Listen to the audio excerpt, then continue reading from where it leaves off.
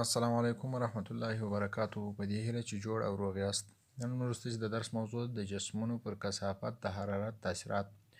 مخکې مو د جسمونو پر باندې د حرارت تاثیرات وویل او همدارنګه په هغه لړ کې مو د جسمونو طولي انبساط، سطحي انبساط او حجمي انبساط مو وایي. نن راځو پر جسمونو پر کثافت باندې د حرارت تاثیرات وایو. که چیرې موږ ورته یو جسم ولرو چې کتله یې ام وي، یعنې د ام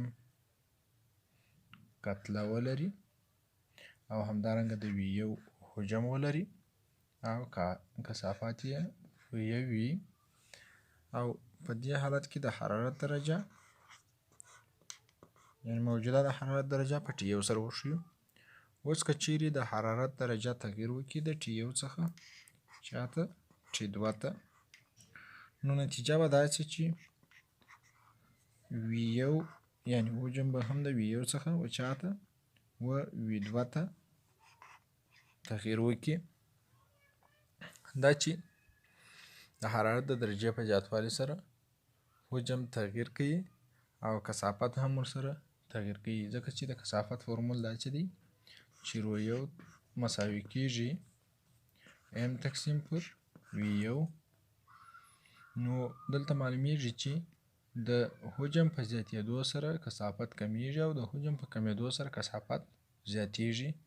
او همدارنګه د وي دوه لپاره موږ لیکلی سو، که دې ته اوله رابطه ووایو، د وي دوه لپاره رو دوه لپاره لیکلی سو چې رو دوه مساوي کیږي ام تقسیم پر وي دوه. که چیرې دویمه رابطه پر اولې رابطې باندې طرف په طرف تقسیم کو، نو لرو چې رو دوه تقسیم پر رو یو دا مساوي کیږي ام تقسیم پر وي دوه تقسیم پر ام تقسیم پر وي یو باندې. دلته که وګورو ام د ام سره عین شی دی، عین مقدار دی، نو ام به د ام سره اختصار کو، ام به د ام سره اختصار سي، خلاص به سي. بالاخره یو پر وي دوه تقسیم پر یو پر وي یو به خلاص راسي او دا مساوي سي.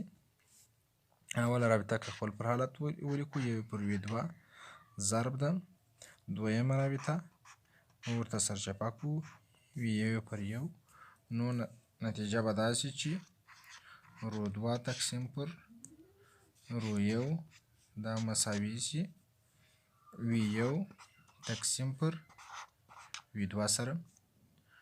له بله طرفه موږ ورته په حجمي انبساط کې د رو دوه قیمت په لاس د وي دوه قیمت په لاس راوړی و په بخښنې سره، موږ ورته وویله چې وي دوه مساوي کیږي په حجمي انبساط کې وي یو مثبت دلتا ټي ضرب د ګاما.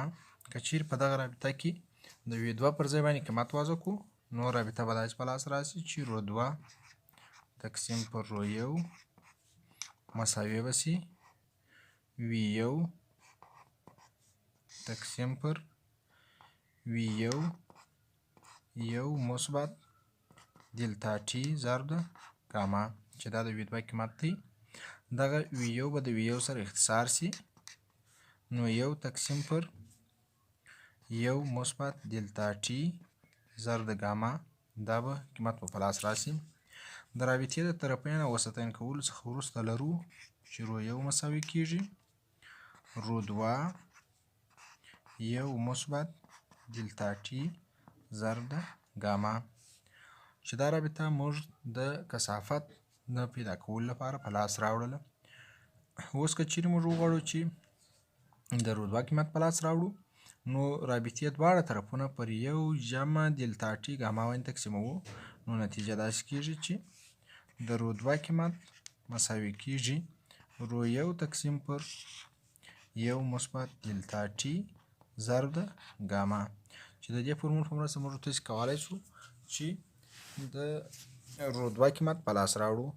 او که چیرې موږ وغواړو چې د ګاما قیمت په لاس راوړو، نو موږ تاسو کولی شو چې رابطه وسطین او طرفین کو، د دې څخه به داسې نتیجه په لاس راسي چې رو دوه ضرب د یو مثبت دلتا ټي ضرب د ګاما دا به مساوي سي په رو یو سره.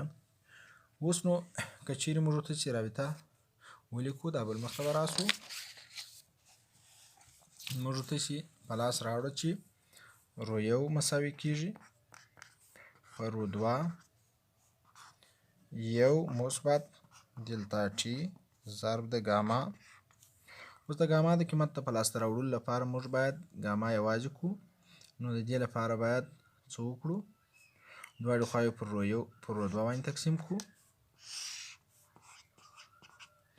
رو دوه به د رو دوه سره خلاص شي، رو یو رو دوه مثبت وبخښئ په بخښنې سره مساوي کېږي په یو مثبت دلتا ټي ضرب د ګاما. یو به تر مساوات دې خوا ته راواړوو، نو رو یو پر رو دوه منفي یو مساوي به شي په دلتا ټي ضرب د ګاما سره. اوس په ابتلا د یو به جنین تفریق کړو، یعنې تفریق عملیه به سرته ورسوو، بیا به دواړې خواوې په دلتا ټي کې باندې تقسیم کړو. نو دلته که راسو رو دوه مشترک مخرج ورته ونیسو، رو دوه پر رو دوه باندې یو یو یو پر رو یو کې دا رو یو منفي او دلته هم رو دوه دلته مخرج یو دی، نو پر یو باندې رو دوه رسېږي، دا رو دوه مساوي به شي په دلتا ټي ضرب د ګاما سره. اوس که چیرې راسو زموږ ګاما په کار ده، نو دواړې خواوې باید پر دلتا ټي باندې وویشو. کله چې پر دلتا ټي باندې دواړې خواوې وویشو، یا یو یا بیا په یو پر دلتا ټي کې ضرب کړو، دواړې خواوې به په یو پر دلتا ټي کې ضرب کړو. دلتا ټي به دلتا ټي سره خلاص شي، ګاما به مساوي شي رو یو منفي رو دوه تقسیم پر دلتا ټي ضرب د رو دوه.